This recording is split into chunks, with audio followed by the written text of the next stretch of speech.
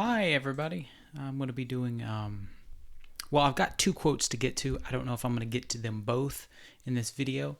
We'll see how long I take, but they're interesting in two very different ways. And we're going to be in the mid 90s pages, late 90s maybe, for both of these quotes. There are many, many good quotes that I'm skipping over. I'm trying to keep this somewhat relevant to what's going on today, and somewhat relevant to what leaders can use in their everyday life. So we will move on from there. Here's the quote.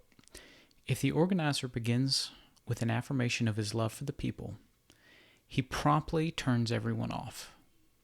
If, on the other hand, he begins with a denunciation of the exploiting employers, slumlords, police shakedowns, and gouging merchants, he is inside the experience of the people and they will accept him.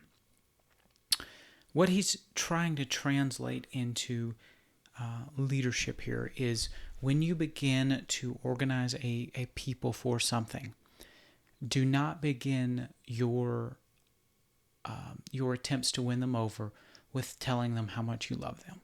Instead, what you need to do is you need to focus on the hatred and the injustice or perceived injustice that happens. Find something that the masses can relate to, and even if it's not so bad, begin to demonize it, denounce it, and vilify it. That's one of the main things that you can do in order to rally people. What happens with this demonization and denunciation is that people begin to feel an increasing level of hatred, vitriol, antagonization towards this thing, and whatever your perceived flaws are, they begin to minimize. It's only much later in the experience between the organizer and the group that you would even begin to hint around that you actually care for these people. And it's only hinting around. Perhaps the best thing you could do was not mention it at all and have your followers talk about it and have someone else in the group share how much that you love the crowd, but not you yourself. That way, if something happens when you can't get somewhere sometime, the focus is not on you per se. It's on, well, I thought you said he was really interested in what we were doing. Oh, he is. Look at these actions.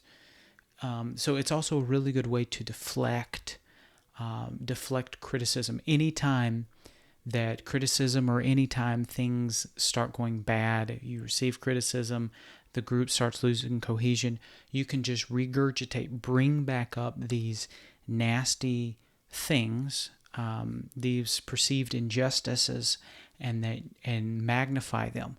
You always have a straw man or a legitimate something to push back on, but you just make sure you blow it out of proportion. Make it as bad as humanly possible. Churches do this a lot of times with the devil.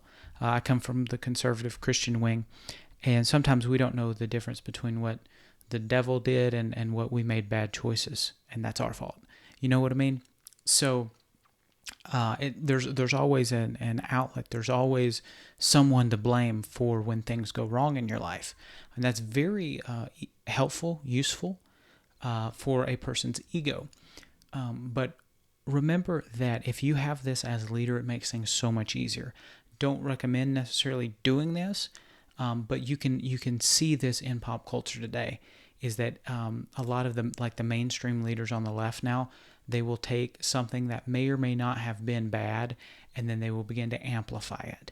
And so all of like the big leaders on the left, or the upcoming leaders on the left right now, they'll do that. They'll say, hey, you remember that one time that somebody did you wrong way back when? Yeah, that person was evil, and you were done wrong. And you need to join my side because only we can settle the wrongs. And that sort of stuff. It's very powerful. It's religious in a sense, but it's potent, and you can see this if you begin to look for it. The left and the right both do this, but it's far more prominent on the left because most of the right, for whatever reason, doesn't study Saul Alinsky. The right also owns no institutions in the United States, and that's part of their problem with the right wing of the United States failing at just about everything they ever attempt to do. Number one, the right never fights back, and number two, even when they try, they're usually incompetent. And so the right wing is it takes a lot of what do you call it? When you just you make a lot of magnification to make the right even seem scary. I'm politically probably moderate would be where I would be on the table. I was probably a political liberal in the mid 2000s. And everything has shifted. I'm nearly a conservative because of how everything has shifted in the U.S. in the past 20 years. But what I find so interesting is that the left talks about the great right-wing conspiracy, and when I look, I've never been able to actually find it. I find a lot of power on the left, but very little power on the right, and so they're having to magnify powerfully. And so, anyway, just remember those two things, and I'll do another video on the second quote.